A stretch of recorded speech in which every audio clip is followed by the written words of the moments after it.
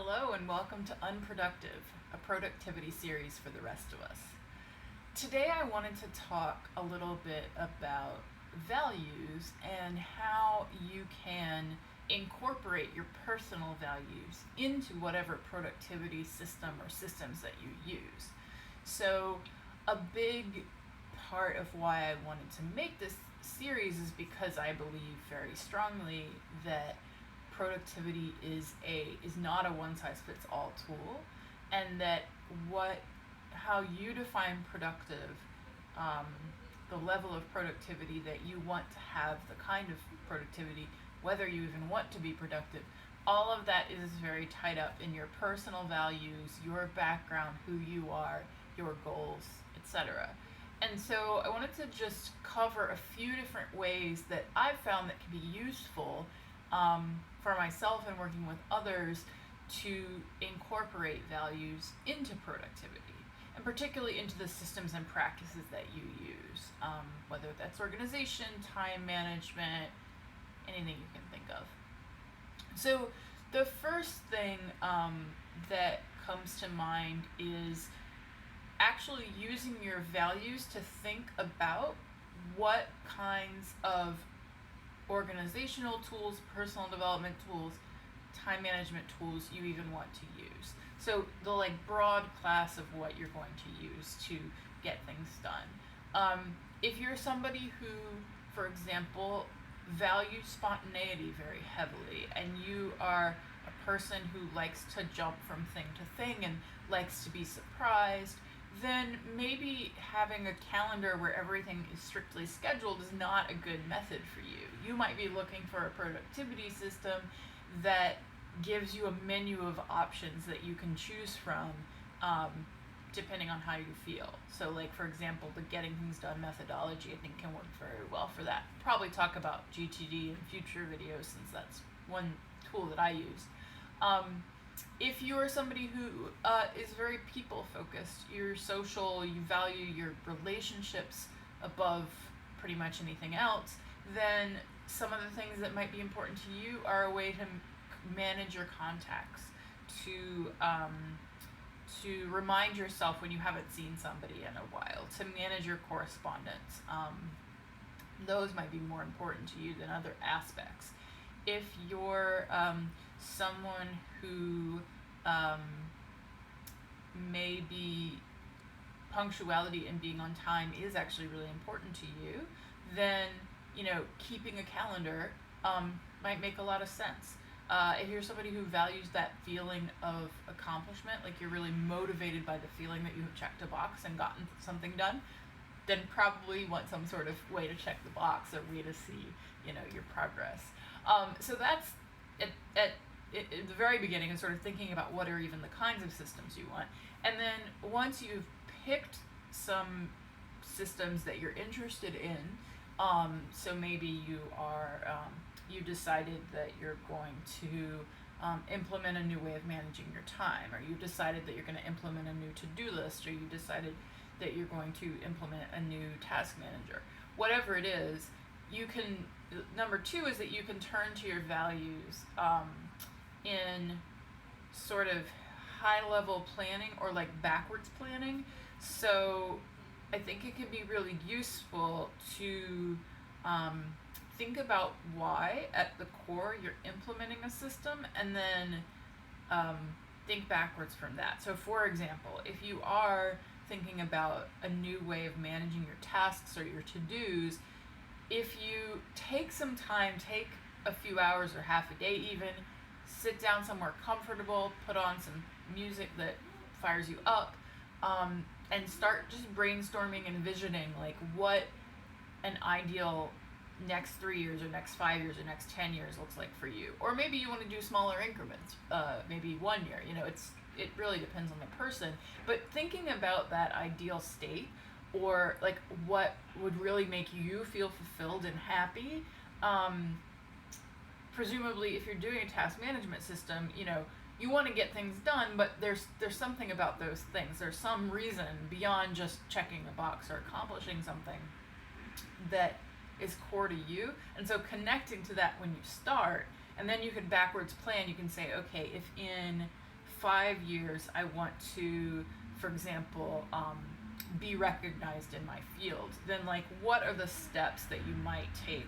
What are some projects or tasks that you might want to implement within the next 3 years, within the next year, within the next 6 months? What are the habits and routines you want to develop? So working backwards and then keeping that list somewhere in your system. So like if you have a paper planner, tucking that in at the front, or a journal. If you have an online system, like making sure that there's a quick link, easy way to reference that planning that you've done, and then coming back to it maybe once a year to see if those values have changed, the goals that you want to achieve, or like the ideal state has changed for you, because it can drastically change, and that's fine. There's nothing wrong with that. So that's sort of backwards planning. And then the third thing that comes to mind for me is more at the detail level. There are different ways that you can embed your values into the system. So I've done this with my personal task management. So I use Getting Things Done methodology, and I use an app called Nirvana HQ, which is specifically designed for getting things done methodology. But one of the things that I've done with that is when I was working with a coach, I went through this exercise of kind of determining like what areas of life or what sort of roles are most important to me at this time. And so there are things like contributor to my community, spiritually developing, trying to think of other examples. There's one about, I think, like it's not good partner, but it's something like that, like good in relationships. So using those little key phrases actually as tags in my task management system. So I will actually tag a task and say, this task is associated with community contributor. And what that does for me is it helps remind me of sort of why I'm doing these tasks in the first place. So it's a little bit motivating on its own.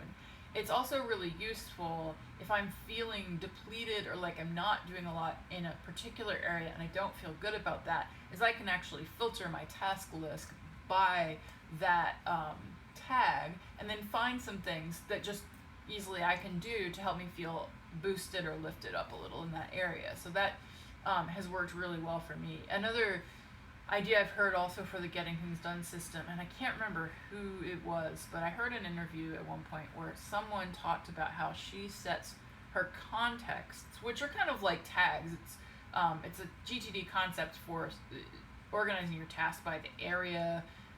Usually it's by like the area of life, like home or work, or it might be by a location, like the things I can do on my phone or the things I can do in transit. But the way she had used context is actually by the mood that she would be in when she finished the thing.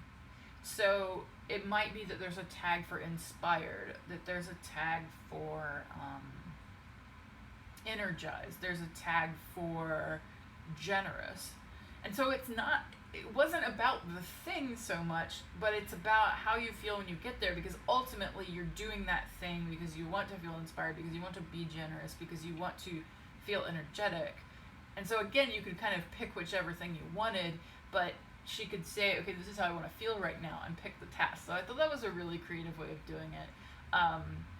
You can also just use your values in figuring out like what's important to include, what pieces of the puzzle matter for you. So if it's really important to you that you follow up and are in communication with people and don't let balls drop, then notifications and reminders might be really important to you.